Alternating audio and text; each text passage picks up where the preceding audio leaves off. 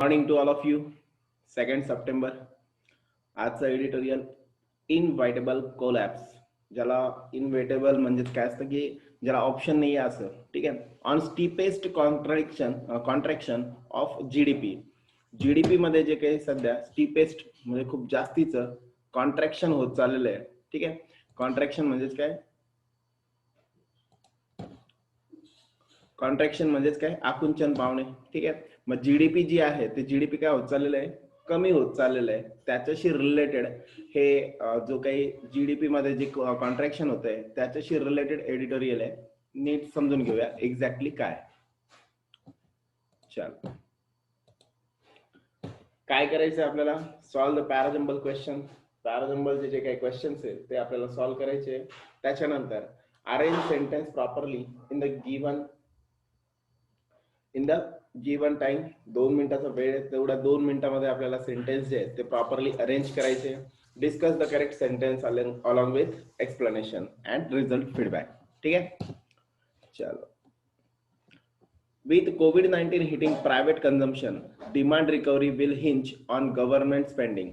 मग जर आपण बघितलं की COVID-19 मुळे जे काही हिट झालंय, हिट खूप जास्तीचा प्रभाव पडणं त्याच्यावरती.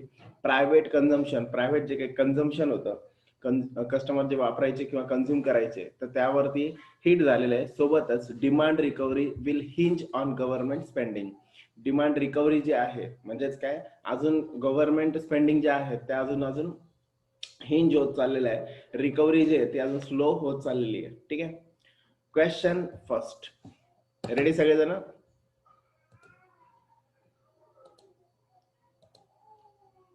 आवाज येतोय सगळ्यांना? चल, question first, start.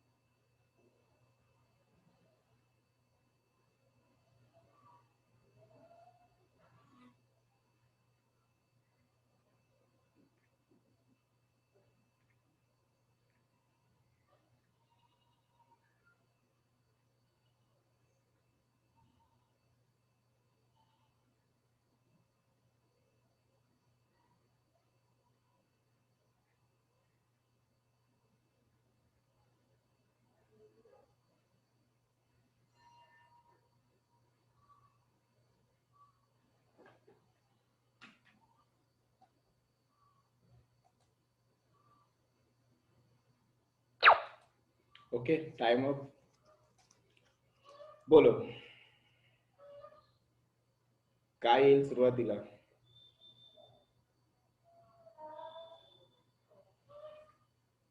It is evident that the stringent COVID-19 pandemic lockdowns enforced through the first third of the quarter. म्हणजे या माध्यमातून इट इज एव्हिडंट काय सांगितलं आता? एव्हिडंट आहे, प्रूफ आहे. कशाचं प्रूफ म्हणतायत की हे जे काही COVID-19 मुळे जे काही पॅन्डेमिक मुळे जो काही त्रास होतोय किंवा पॅन्डेमिक मुळे जे काही आपल्याला बघायला मिळत आहे, तर त्या गोष्टी ज्या आहे, first third of the quarter मधलं पहिलं 1/3 जो पार्ट आहे तो किती तीव्र पद्धतीने हिट झालाय त्याबद्दल बोललं गेलेलं आहे. ठीक आहे. त्याच्या पुढे अँड सबस्टेन्शियली इन मे मधलं आता पुढे यामध्ये जर बघितलं आपण, इट इज एव्हिडंट दॅट, मग इट इज याने जे म्हटलेलं आहे तर इट इज ने सुरुवात होणं थोडस प्रोनाउन वाला फॉर्म आहे. Investment activity was the worst hit collapsing by, मग किती हिट झाल्या त्याबद्दल सांगितलेलं आहे. मग यामध्ये एक येऊ शकतं, बघूया आपण नेमकं काय आहे. आपलं टायटल होतं इनवायटेबल, ठीक आहे. आपलं टायटल होतं बघा इनवायटेबल, ठीक आहे. इनवायटेबल म्हणजेच काय, इथे इनवायटेबल कोलॅप्स म्हणून जो आहे तर आपल्याला इनव्हिटेबल कोलॅप्स जो आहे तिथपासून आपली सुरुवात जी आहे ती होणं एक्सपेक्टेड आहे, ठीक आहे. सो थोडक्यात काय तर इनव्हिटेबल पासून सुरुवात व्हायला पाहिजे. मग इनव्हिटेबल पासून सुरुवात झालेले कोणतं आहे बघा option, inevitable has happen, that is D Delhi. मग डी ने सुरुवात झालेले दोन ऑप्शन आहे, DACB किंवा DCAB. मग बघूयात आपण, the inevitable has happen, India's GDP suffered the steepest contraction on record in April June quarter as output shrank 23.9% from year earlier, provisional data show. सध्याचा प्रोव्हिजनल तात्पुरता जो डेटा आहे तो असं दाखवतो की 23.9% काय झालेलं आहे, जी काही GDP कॉन्ट्रॅक्शन जे ते झालेले आहे एप्रिल जूनच्या क्वार्टरसाठी, ठीक आहे. उसके बाद त्याच्यानंतर डीच्या नंतर आता ए येतं का, इट इज एव्हिडंट दॅट स्ट्रिंजंट आणि and exports which contribute a fifth GDP and reflect overseas demand for Indian goods. बघा इथं म्हटलेलं आहे अ इयर अर्लियर, म्हणजेच काय, इंडिया मधलं जे काही GDP आहे ते सफर, तेच पुढं GDP रिफ्लेक्ट, ठीक आहे. म्हणून मग सी वाला जो आहे तो ऑप्शन यायला पाहिजे, म्हणजे DACB. करेक्ट आन्सर जे असेल ते काय असेल, डीच्या नंतर A, it is evident that, ठीक आहे. म्हणून काय येईल, the inevitable has happen, India's GDP suffered its steepest contraction on record. त्याच्यानंतर काय येईल, त्याच अजून प्रूफ आहे. कशामुळे हे सगळं कळलं, प्रोव्हिजनल डेटा शो. माझा डेटा शो म्हटल्यावर त्याच्यात GDP मध्ये नेमकं काय काय ते आपण बघू. It is evident that the stringent COVID-19 lockdowns in force through the first third of the quarter and substantially in May hollowed out demand, ठीक आहे. इकडे जर सी मध्ये म्हटलं तर अँड एक्सपोर्ट्स म्हणजेच काय, यामध्ये डेटा शो GDP बद्दल बोललेलं आहे, पुढे लगेच त्याला लागून GDP बद्दल, आणि मग अजून कुठे कुठे कॉन्ट्रॅक्शन झालं ते सांगितलंय. मग इथं सी मध्ये जर आपण बघितलं तर काय, which contribute to a fifth of GDP, म्हणजे कॉन्ट्रीब्युट किती करते ते सांगते, ठीक आहे. म्हणून मग काय असेल, ए पहिले असेल, डीच्या नंतर लगेच ए लागून आलेला ऑप्शन बी ऑप्शन आहे, म्हणून तो करेक्ट असेल, DACB, ठीक आहे. बघूयात काय, the inevitable has happen, India's GDP suffered its steepest contraction on record in April June quarter. April June quarter मध्ये इंडियाचा GDP जो आहे तर त्याला खूप जास्तीचा सफर करायला लागलं, खूप जास्तीचा परिणाम त्याच्यावरती झाला. ऍज आउटपुट श्रँक, ज्या माध्यमातून आउटपुट जे आहे ते अजून कमी झालं, किती पर्सेंटनी, 23.9%, फ्रॉम अ इयर अर्लियर, मागच्या जे अर्लियर अगोदर जे होतं त्यापेक्षा 23.9% काय झालं, कमी झालं.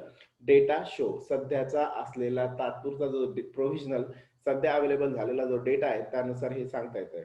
It is evident that the stringent COVID-19 lockdowns in force through the first third of the quarter and substantially in May hollowed out demand. यामधून असं दिसतं की COVID-19 लॉकडाऊन जे झालं, जे जसं लॉकडाऊन असते हे करण्यात आलं, फोर्सफुली इम्प्लिमेंट करण्यात आलं, तसं पहिल्या first third of the quarter पहिला जो टप्पा होता त्या टप्प्यामध्ये मे मध्ये विशेष करून हॉलोड आउट डिमांड जे आहे त्या काय झाल्या, हॉलो आउट झाल्या, खूप जास्तीच्या श्रिंक झाल्या, कमी झाल्या. Private consumption spending which accounts for almost 60% of the GDP contracted 26.7 as consumers adjured almost all discretionary spending. बघा, which accounts for almost 60% of GDP contracted, जवळपास 60% त्या माध्यमातून काय झालं, GDP मधलं जे तर ते काय होऊन गेलं, कॉन्ट्रॅक्शन होऊन गेलं, जवळपास त्यातले 26.7% as consumers adjured means त्याच्यावरती लिमिट ठेवणं, almost all discretionary spending. Discretionary म्हणजेच कोणत्या, अशा की ज्या थोडंफार लक्झरियस किंवा बाकी सगळ्यांवरती ज्या काही स्पेंडिंग आहे, खर्च आहे, त्यावरती काय केलं, लिमिट आणलं कन्झ्युमरने, किंवा वापर जरा विचार करून वापर करायला लागला. अँड एक्सपोर्ट्स, आणि तसंच एक्सपोर्ट जो होता which contribute to a fifth of GDP, जो की 5वा टप्पा कन्सिडर केला जातो एक्सपोर्टचा, and reflect overseas demand for Indian goods and services, जे की ज्या माध्यमातून बाहेर ज्या काही कंट्रीज आहे तिकडे गुड्स आणि सर्व्हिसेसला जी काही डिमांड आहे त्याबद्दल जो कन्सिडर केला जातो असा एक्सपोर्ट्सचा जो काही पार्ट आहे तो श्रँक बाय नियरली 20%, जवळपास 20% घसरण त्यात झालेली आहे. Investment activity was the worst hit, investment सगळ्यात जास्त हिट झाली. Collapse in 47% and shrinking in share of GDP to about 22% from 32% a year earlier, as larger businesses conserved cash and refrained from any capital spending in the face of uncertainty, and smaller firms prioritized survival. Investment activity जी आहे ती खूप जास्तीची shrink झाली, त्याला खूप जास्तीचं hit झालं, त्याच्यावरती इफेक्ट झाला. जवळपास 47% घसरण, आणि shrinking in share of GDP, जीडीपीचा जो शेअर आहे तो जवळपास 22% झाला, जो की 32% होता अगोदर. ठीक आहे. ऍज लार्जर बिझनेसेस, हे का झालं? Larger businesses conserve cash and refrain from any capital spending. काय केलं मग? मोठ्या मोठ्या बिझनेस जे होते त्यांनी काय करून टाकलं, कॅशला जे आहे ते कॉन्झर्व करून ठेवलं, जपून ठेवलं. अँड रिफ्रेन फ्रॉम म्हणजे बाजूला काढणे. Refrain from any capital spending, खूप जास्तीचं भांडवल गुंतवणं याच्यामधून स्वतःला काय करून घेतलं, सेफ साईड बाजूला काढून घेतलं. In the face of uncertainty, पुढे काय होईल हे माहिती नसल्यामुळं, अनसर्टन्टीमुळं त्यांनी विशेष करून हे पावलं उचलले. And smaller firms prioritised survival, आणि ज्या काही छोट्या छोट्या उद्योग होते त्यांनी काय केलं, फक्त स्वतःचं सर्व्हायव्हल कसं करता येईल त्यावरती फोकस केलं. ओके, चलो नेक्स्ट. सेकंड करा ट्राय.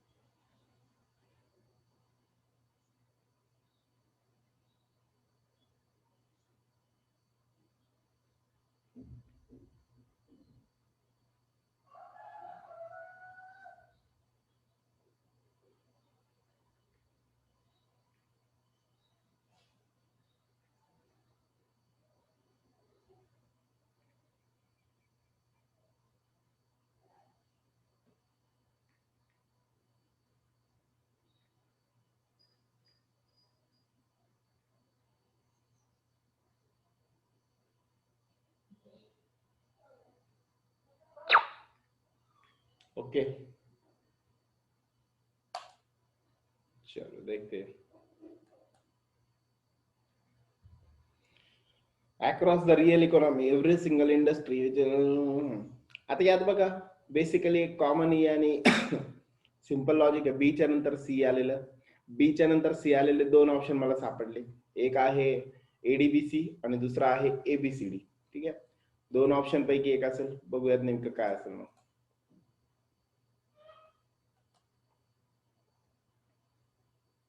काही अंदाज बघा.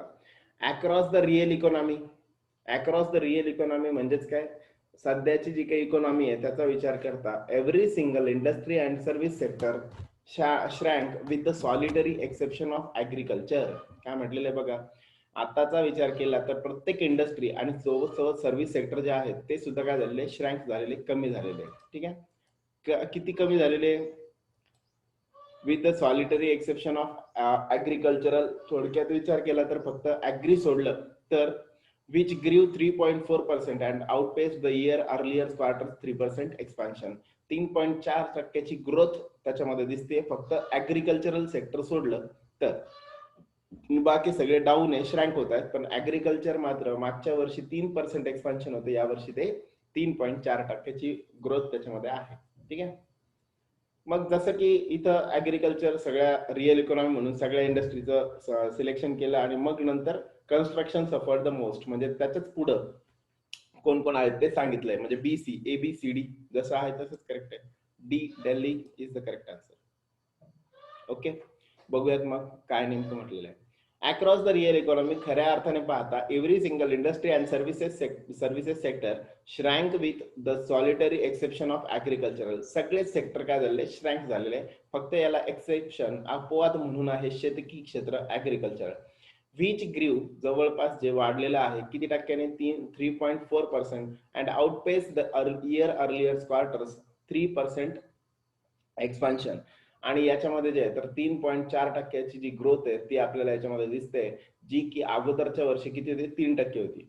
Construction suffered the most. Construction line मध्ये सगळ्यात जास्त सफर झालेला आहे.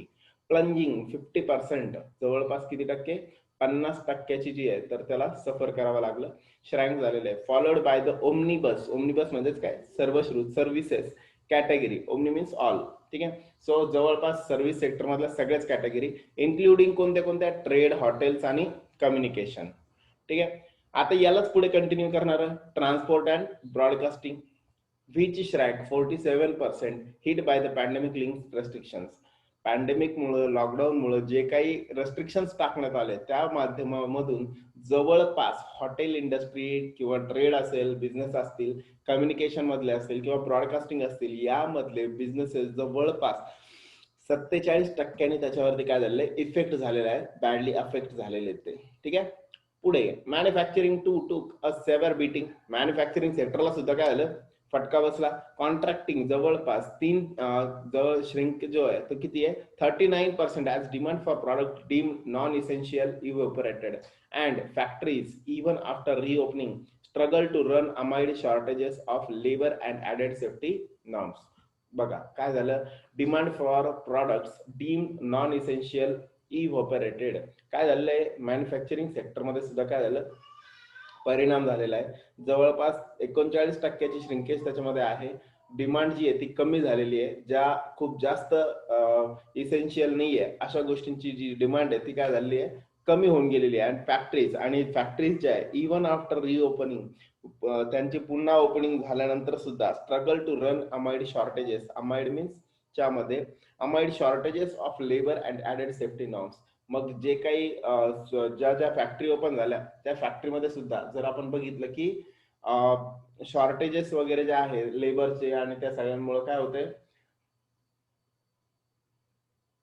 काय होतंय, नक्कीच त्यामध्ये स्ट्रगल करावं लागतंय या फॅक्टरीजला सुद्धा. ओके, चलो नेक्स्ट करा ट्राय.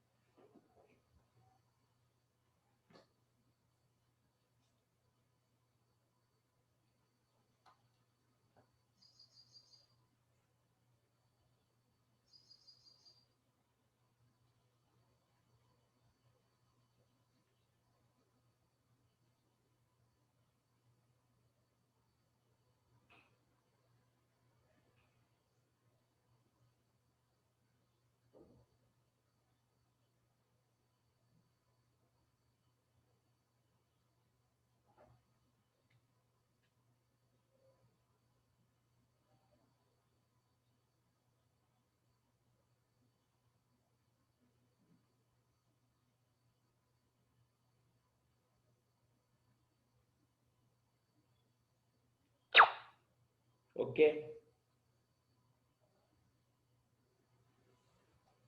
चलो देखते हैं what will be the correct sequence of sentence, बोलो।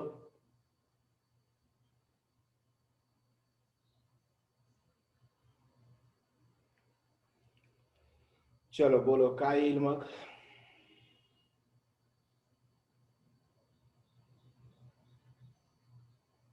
सांगा पटपट। डी, बर।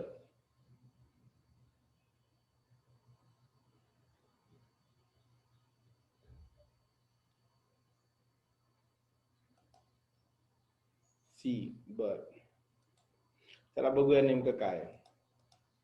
सी बी ए डी, मग सी बी ए डी कोणता ऑप्शन है? ए वाला ऑप्शन, चलो देखते हैं क्या है फिर। However, it was left to the governments to keep the bottom from falling out on demand. पहिले फॉल आउट होते डिमांडची आणि म्हणून मग फ्रॉम फॉलिंग आउट डिमांड, ठीक आहे, म्हणून मग हे सी ऑप्शन पहिले असेल। It was left to the government, government वरती हे डिपेंड करतं to keep the bottom from falling out on demand as the centre's pandemic mitigation expenditure help expand its consumption spending by 16.4% year on year and soften the overall blow to GDP.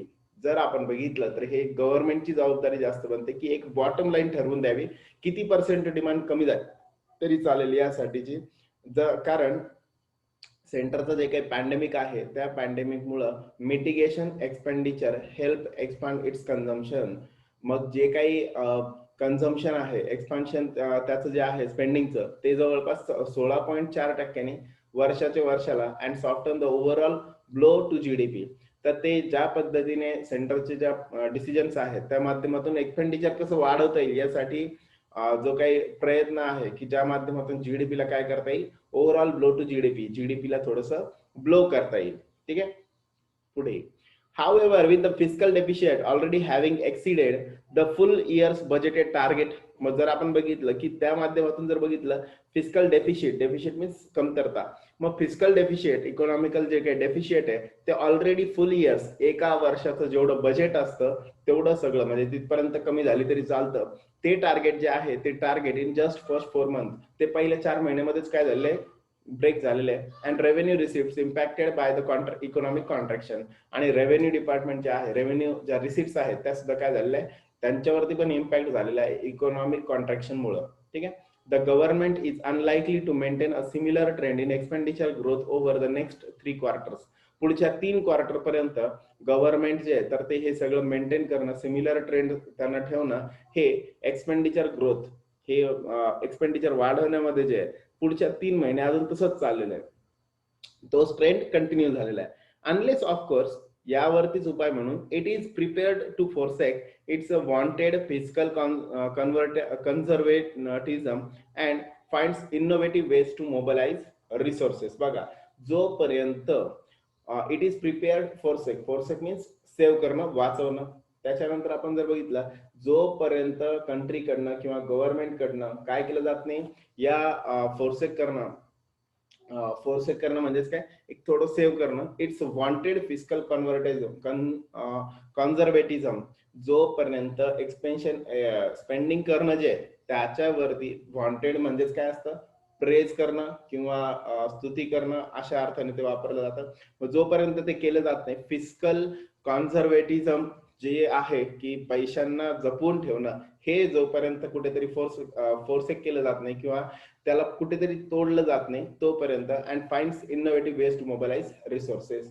लोकांची सध्याची mentality आहे पैशांना जपून ठेवण्याची किंवा कॉन्झर्वेटिव्हिझम तो जो सध्या पसरलेला आहे सगळेच जण तो विचार करताय, तर त्याला जोपर्यंत ब्रेक केलं जात नाही आणि रिसोर्सेस जे आहेत त्यांना जोपर्यंत मोबिलाइज केलं जात नाही, त्याचे वेगवेगळे इनोव्हेटिव्ह वेज जोपर्यंत काढले जात नाही तोपर्यंत हे असंच चालू राहील, हा ट्रेंड कंटिन्यू राहील। The still rising trajectory of new कोविड-19 इन्फेक्शन, नवीन ज्या काही ट्रॅजेक्टरी मीन्स कर्व पाथ जे असतात म्हणजे गुंडाळलं जाणं, मग कोविड-19 मधून अजून नवीन जे गुंडाळले जात आहेत किंवा नवीन इन्फेक्शन जे होत आहेत and a high level of job losses, आणि ज्या माध्यमातून खूप जास्त प्रमाणात जॉब चाललेले आहेत लॉस होत आहे अँड इन्कम इरोजन, इन्कम कमी कमी होत चाललेलं आहे, are also sure to retard any recovery in momentum. या मोमेंटम मधून रिकव्हरी होण्याचे चान्सेस जे आहेत ते खूप जास्त काय वाटत आहेत, कमी वाटत आहेत. Okay, and last one.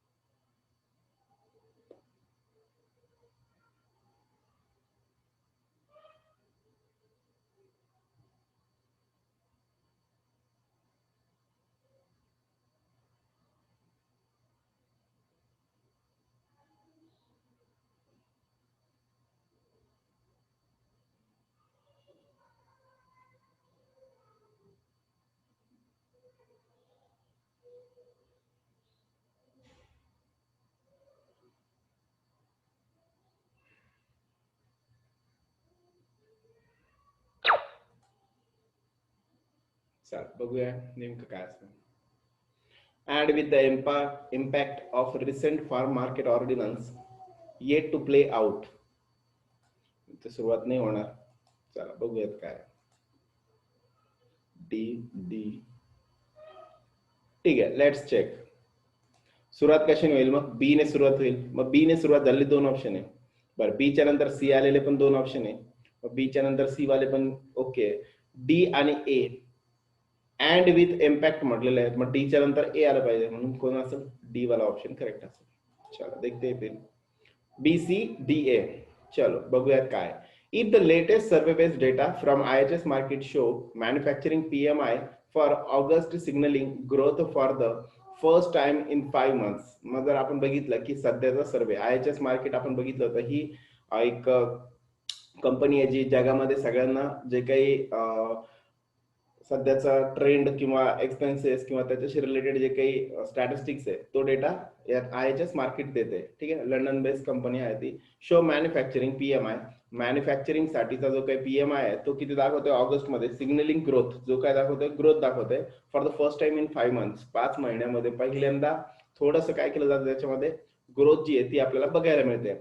The same researchers finding, same त्यामध्ये सुद्धा आल्सो स्ट्रेस दॅट, ते अजून असं सांगतात की किंवा स्ट्रेस येतोय ज्याच्यावरती, कशावरती, job shedding continues at a strong rate in the industry. Job shedding जी आहे ती अजून काय होत चाललेली आहे, खूप जास्त प्रमाणात होत चाललेली आहे इंडस्ट्रीमध्ये. Equally significantly the output numbers which are expected to undergo revision given the acknowledged difficulties in collecting data. जर आपण बघितलं तेवढंच सिग्निफिकंटली किंवा तेवढ्याच प्रकर्षाने जाणवतं की the output numbers which are expected to undergo revision given the acknowledged difficulties in collecting data do not capture a swath of informal sector activity that was severely impacted. Output numbers जे होते किंवा याचे result जे होते ते जेवढे जेवढे वाटत होते की रिवाइज होऊ शकल या डिफिकल्टीजला collecting data do not capture, ते तेवढ्या तीव्र पद्धतीने कॅप्चर करू शकले नाही. Swathe of informal sector activity, informal sector मधल्या ज्या काही ऍक्टिव्हिटी आहेत त्याला तेवढ्या जास्त तीव्रतेने कव्हर करू शकले नाही. दॅट वॉज सेव्हरली इम्पॅक्टेड, जे की खूप जास्त तीव्रतेने प्रभावीपणे इम्पॅक्ट त्यांच्यावरती झालेला होता ते.